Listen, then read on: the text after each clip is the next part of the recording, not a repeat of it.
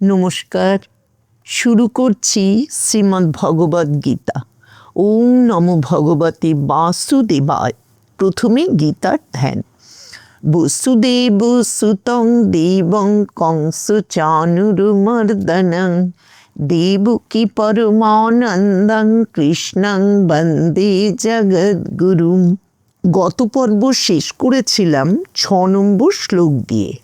আজকে শুরু করব 7 নম্বর শ্লোক থেকে। কার্পণ্য দোষ পহত স্বভাব পৃচ্ছামি তাং ধর্ম সংমূঢ়চেতা যচ্ছেয়ুষন্নিশ্চিতং ব্রূহি তন্মে শিষ্যস্তেহং সাধিমাং তাং প্রপন্নম।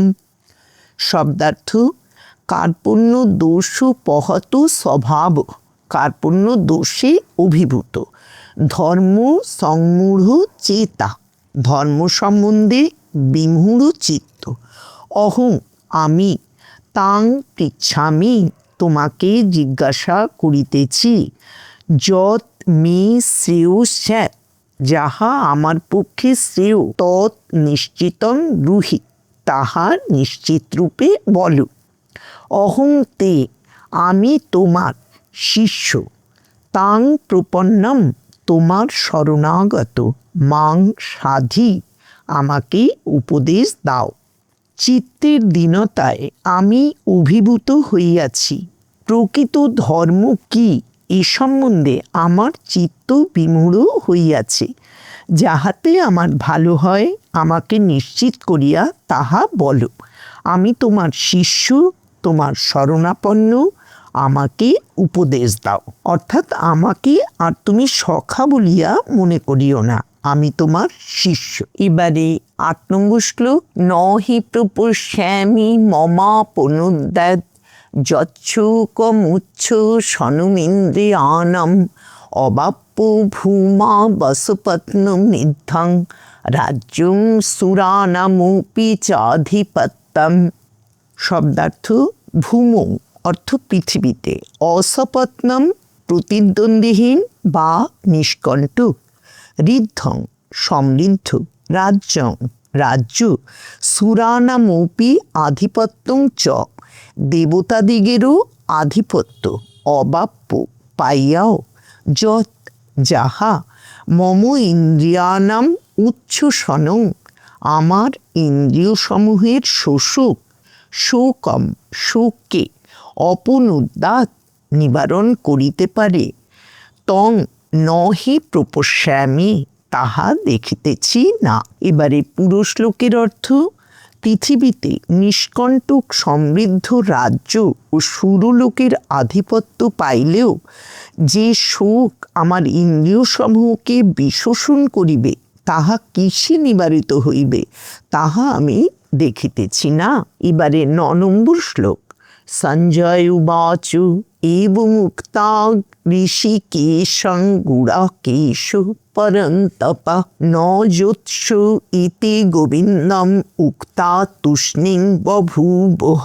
শব্দার্থ: সঞ্জয় উবাচ, সঞ্জয় কহিলেন, পরন্তপ শত্রুতাপন, গুড়াকেশ অর্থ অর্জুন, ঋষিকেশং গোবিন্দম ঋষিকেশ গোবিন্দকে, এবমুক্তা ইহা বলিয়া, অহং ন যোৎসে আমি যুদ্ধ করিব না, ইতি উক্তা এই কথা বলিয়া, তুষ্ণীং বভূব নীরব হইলেন।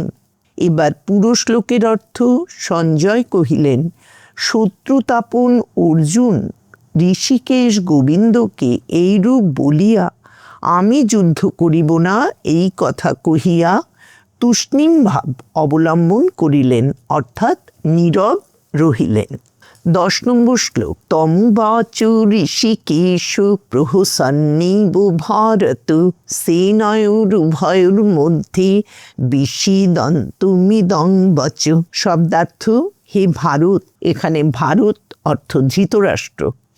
ঋষিকেশ শ্রীকৃষ্ণ, প্রহসন ইবু হাসিতে হাসিতে, উভয় সেনয় মধ্যে উভয় সেনার মধ্যে, বিষীদন্তং বিষাদাপন্ন, তম তাহাকে, ইদম বচু এই বাক্য, উবাচু বলিলেন, হে ভারত, ঋষিকেশ উভয় সেনার মধ্যে উপস্থিত হইয়া বিষদপ্রাপ্ত অর্জুনকে হাসিয়া এই কথা কহিলেন। এবারে 11 নম্বর শ্লোক।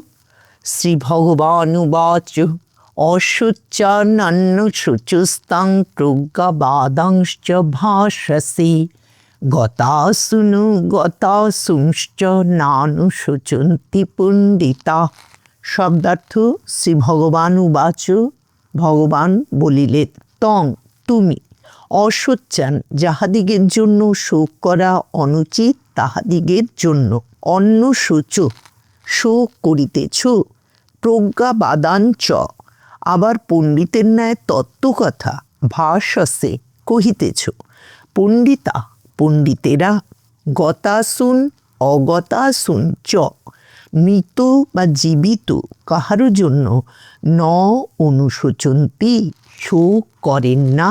এবার পুরো শ্লোকের অর্থ শ্রী ভগবান বলিলেন, যাহাদিগের জন্য শোক করার কোনো কারণ নাই তুমি তাহাদিগের জন্য শোক করিতেছ, আবার পণ্ডিতের ন্যায় কথা বলিতেছ, কিন্তু যাহারা প্রকৃত তত্ত্বজ্ঞানী তাহারা কি মৃত কি জীবিত কাহারও জন্য শোক করেন না।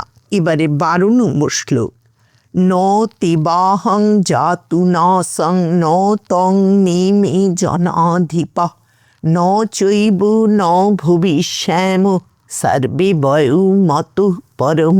শব্দার্থ অহং আমি, জাতু কদাচিৎ, ন আসম ছিলাম না, তং ন আসি তুমি ছিলে না, ইমে জনাধিপা এই রাজগণ, ন আসন ছিলেন না, ন তু ইহা নহে, অতঃপরং চ ইহার পরেও, সর্বে বয়ং আমরা সকলে, ন ভবিষ্যামু থাকিব না, ন এব তাহাও নহে। এবার পুরো শ্লোকের অর্থ, আমি পূর্বে ছিলাম না বা তুমি ছিলে না বা এই নৃপতিগণ ছিলেন না এমন নহে, অর্থাৎ সকলেই ছিলাম, আবার পরে আমরা সকলে থাকিব না তাহাও নহে, অর্থাৎ পরেও সকলে থাকিব। এবার 13 নম্বর শ্লোক।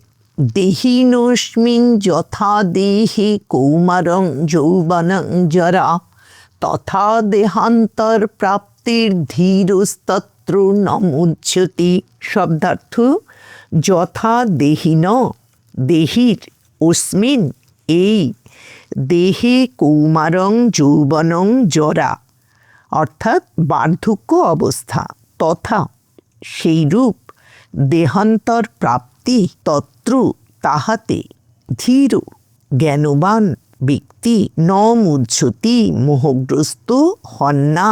এবার পুরো শ্লোকের অর্থ, জীবের এই দেহে বাল্য যৌবন ও বার্ধক্য কালের গতিতে উপস্থিত হয়, তেমনি কালের গতিতে দেহান্তর প্রাপ্তিও হয়, জ্ঞানীগণ তাহাতে মোহগ্রস্ত হন না।